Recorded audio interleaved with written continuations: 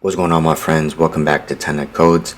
So today's topic is going to be using the Create2 functionality within Solidity to pre-compute the address of a smart contract before we deploy it.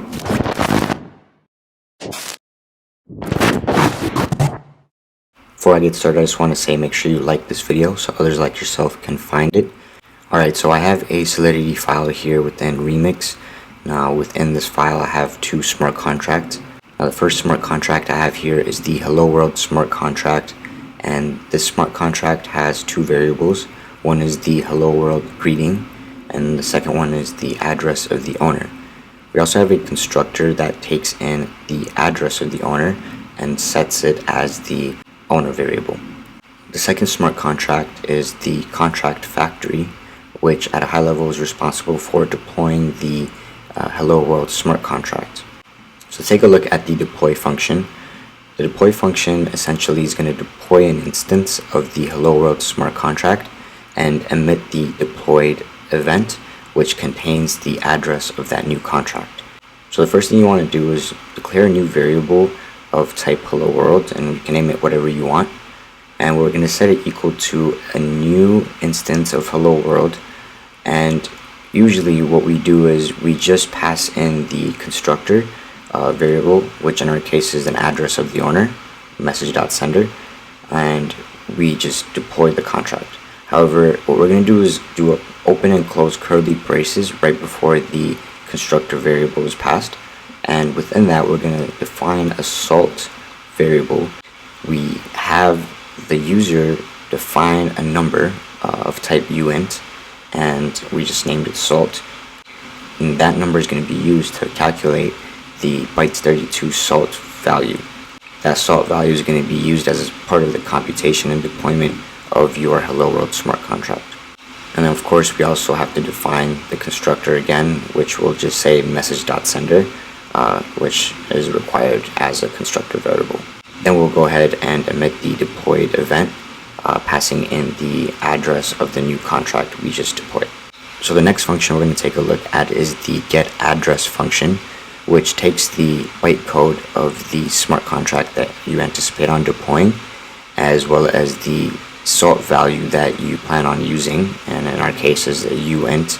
Once you provide those two values, it's going to use the abi.encode packed functionality to pack in the bytes value of 0xff, and that's just to avoid collision when calculating these addresses.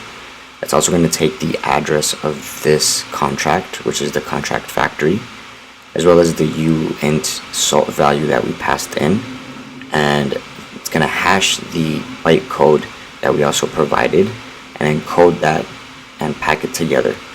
And once that's done, it's going to pass it in to the KECAC 256 hashing functionality, which returns a hash of type bytes 32.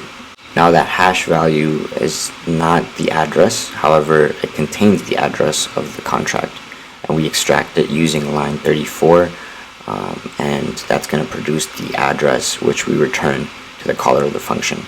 We have the calculate bytecode function, which allows us to calculate what the bytecode of Hello World smart contract is given the address of a specific owner.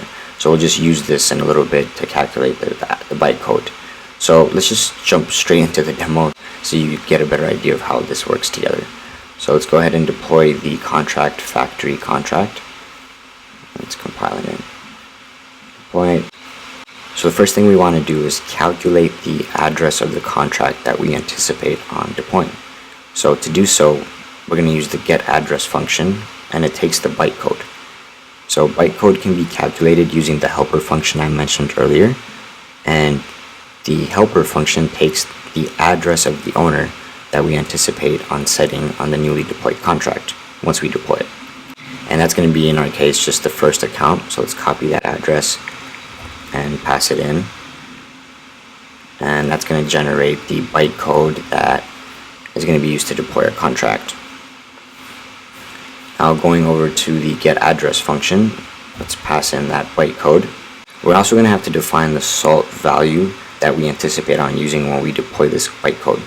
So let's do 689, or no, 789, call that, and that's going to calculate and return this address. So we can safely say that once we deploy a Hello World smart contract, whenever we decide to do so, and we set this address as the owner by passing it in as the constructor variable, we are going to get this address as the address of that newly deployed contract. So let's test it out.